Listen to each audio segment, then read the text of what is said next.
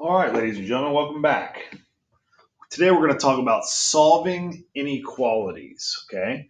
And what that is doing is we're going to find the infinite set of answers that satisfy an inequality. So, what if we had x plus 10 is less than negative 5? Well, we would treat this one just like a typical equation. So, we would subtract 10 from both sides, and that means x must be less than negative 15.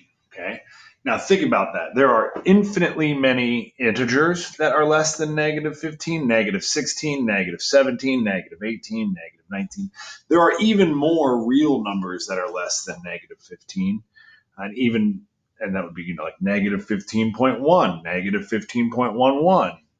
Okay. So the best way to explain that to somebody might be by saying, all right, here's 0, negative 5, negative 10, excuse me,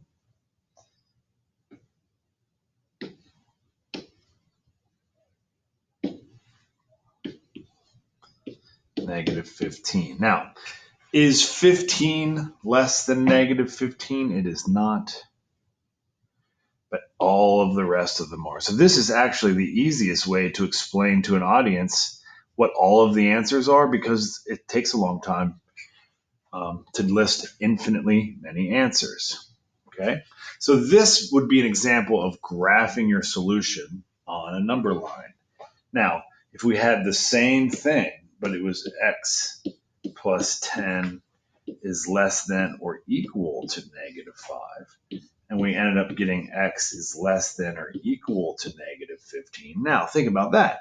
Negative 15 is equal to negative 15. So now, if that was the case, and we wanted to sketch our solution on a number line, we would color that dot in. So remember, these indicate a filled in dot, where these indicate an open dot. So that'll just about do it for this lecture. Some of the equations will be harder to solve than others. But before we wrap it up, I wanted to do a little thought experiment. All right, I want you to, which number is greater? Which number is greater? Place an inequality sign properly in between these two numbers. Well, hopefully you did that. Now, what if we divided each side by a negative number? I just randomly picked a negative number. Over here, we get a negative 5. And over here, we get a negative 10. Now, which number is greater? Well, if we were talking about temperatures, which of these numbers is warmer?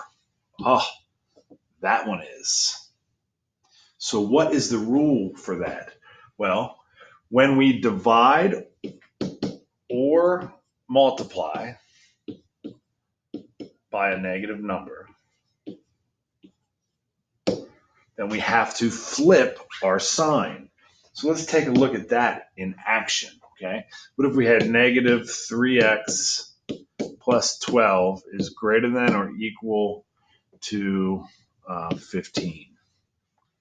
All right, so our instincts would be to get rid of the addition first. So we're going to subtract 12. And you get negative 3x is greater than or equal to 3. Okay, now here's the part where many people will make a mistake. What do we need to do to get the x by itself? Well, we're dividing or multiplying by a negative. So when we do that, we're going to have to flip our sign to the other direction. So what this means is that x is less than or equal to negative 1. All right, so what I'm telling to my audience is that it is my estimation that that number and every number that is less than it will work. Well, let's try to put in a 0. I'm saying a 0 will not work. So if you put in a 0 for x, you get 12 is greater than or equal to 15. Aha, well, that does not work. So that's good. Now let's try a negative 2. If you put in a negative 2, you would get negative 6. Oh, well, that's going to be a positive 6.